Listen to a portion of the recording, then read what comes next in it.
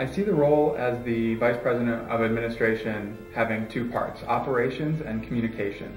The operations side is the VP admin is responsible for keeping the office running, simply enough. Making sure all the supplies are there when things break. He's the person who has contact with the new college caretaking and the people who can fix it on that end, or with our third-party vendors who do printing and paper and all that stuff. The other part of the role is communications. A lot of people talk about transparency, but the transparency falls onto the VP admin. It is his job as the secretary of NCSC to keep notes and agendas from all the meetings, and it is his responsibility to make it available to both the constituency and the administration of New College.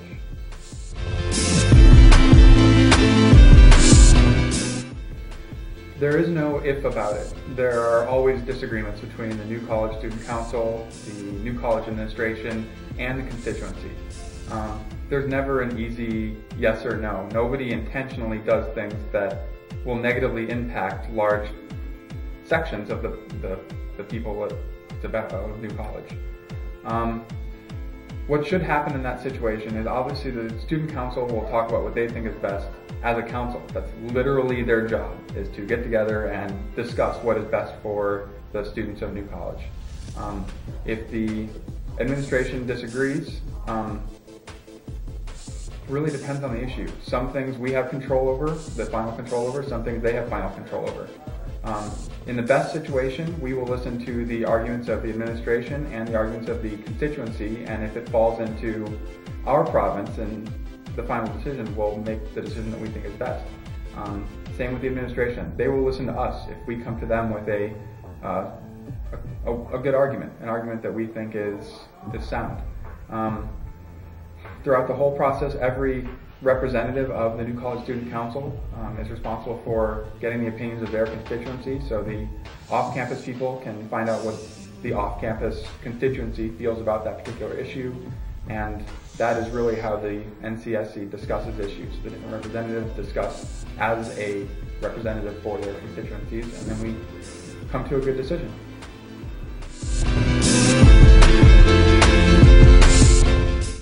The main complaint about membership fees for anything typically come from the concern of people being taken advantage of who aren't getting the benefit of that fee. The New College fee, which I believe is about $17 per semester, the concern is, what if I don't get my $17 per semester worth of benefit out of that? But the NCSC works just like any other government or public serving organization. Just because you don't drive on a certain road doesn't mean that the road doesn't need to be maintained, right? Like, everybody uses some part of it. Certainly everybody has the option to use some part of it.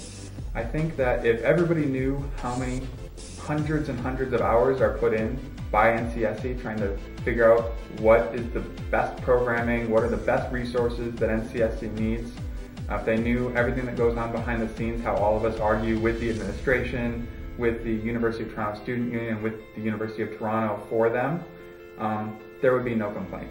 People would be willing to pay what the service is actually worth, which is probably much, much more than that.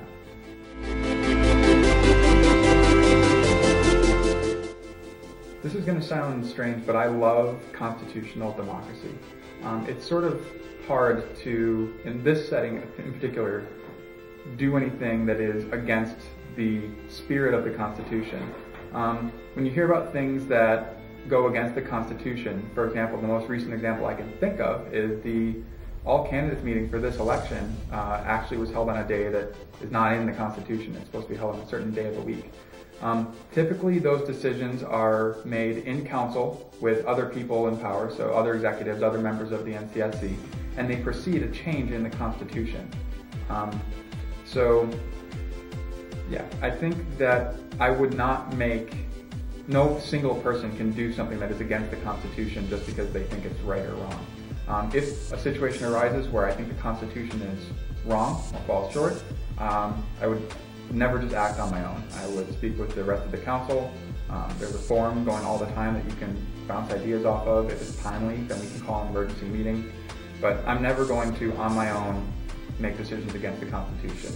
I will instead advocate, probably quite lively, that's not a word, for changing the Constitution if there's a problem.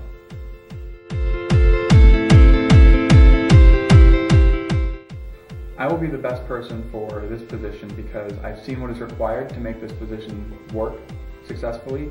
I've been a part of taking inventory of the storage room, keeping the office running, and I'm willing to put in the time required to keep the lines of communication open between council and the new college constituency and the new college administration. That's the biggest part of the VP admin job, as the constituency will see it, is that they will know what's going on within council if the job's being done well. That takes time, and I'm willing to put in the effort.